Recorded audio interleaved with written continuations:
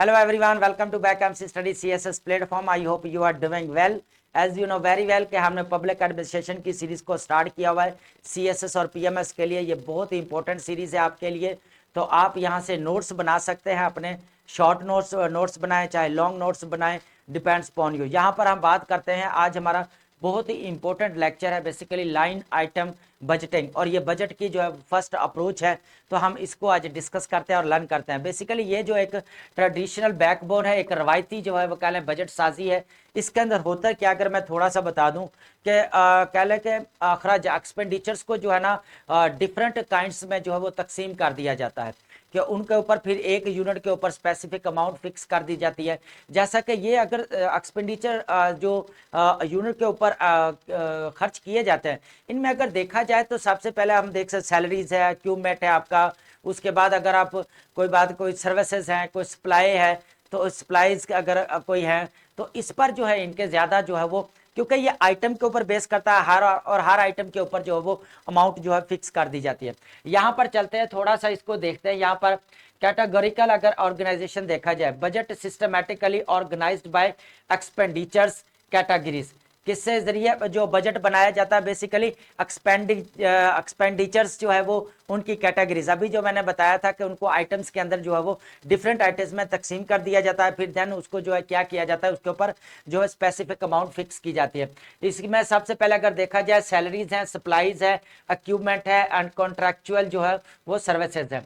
अगर इसके historical backgrounding यहाँ पे फाउंडेशन अगर इसकी देखी जाए थोड़ी सी, तो यहाँ पे budget allocations based on previous spending patterns होता है। क्या है कि ये जो बजट होता है, जो प्रीवियस कह ले के स्पेंडिंग पैटर्न होता है उसके मुताबिक होता है। लेकिन यहाँ पर ये थोड़ी सी चेंजिंग करते हैं कि अगर 10% अगर लास्ट ईयर सैलरीज में बढ़ाया तो इस बार 15% कर देंगे, क्योंकि इन्फ्लेशन बढ़ रही है। तो एक एज ए एग्जाम्पल बात की है, तो इस तरह जो है वो रद्दोबदल जो इसमें चेंजिंग जो है वो कर सकते हैं।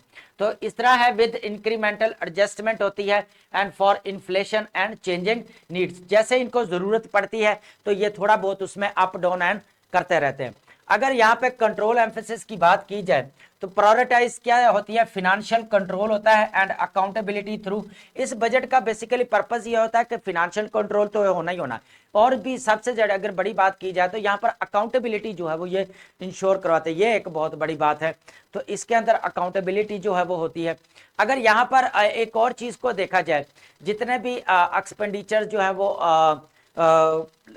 होते हैं गवर्नमेंट के, तो वो क्या करती है, अगर सैलरीज के ऊपर फिक्स कर रही है अमाउंट, या सप्लाईज है या इक्विपमेंट है कोई लेना है, कॉन्ट्रैक्चुअल जो अगर कोई सर्विसेज हैं, तो ये क्या करते हैं कि उनके ऊपर एक स्पेसिफिक अमाउंट जो है वो फिक्स करते हैं, जैसे मैंने पहले भी बताया।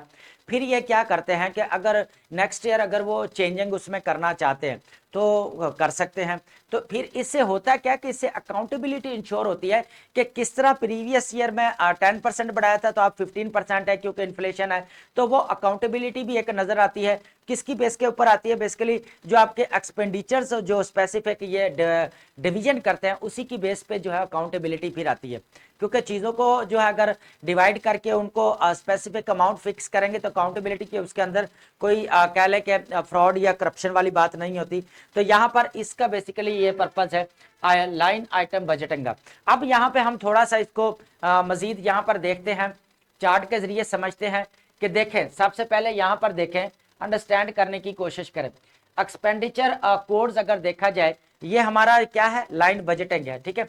यहाँ पर 100 अगर उन्होंने पहले किया सैलरीज एंड वेजेस का कैटेगरी, अब सब कैटेगरीज हैं।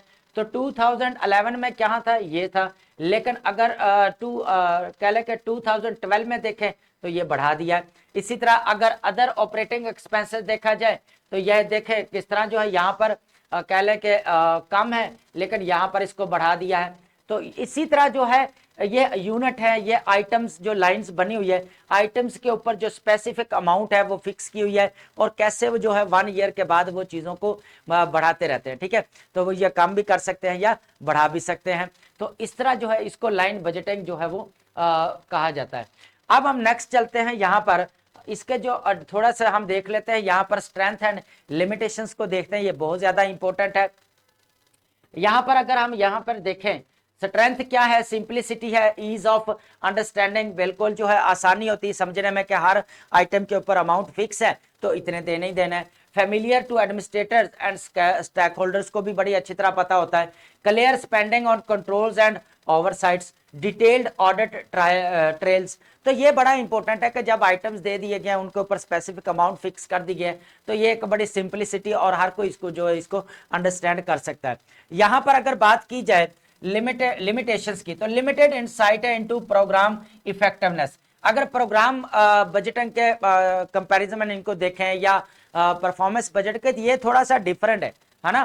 तो ये कर क्या जाता है कि इनसाइट इनटू प्रोग्राम जो इफेक्टिवनेस है उसकी तो जो थोड़ी सी जो है वो कह ले के कम कर देता है, इनसाइट प्रोग्राम्स लिमिट कर देता है, यहाँ पर कम कर देता है।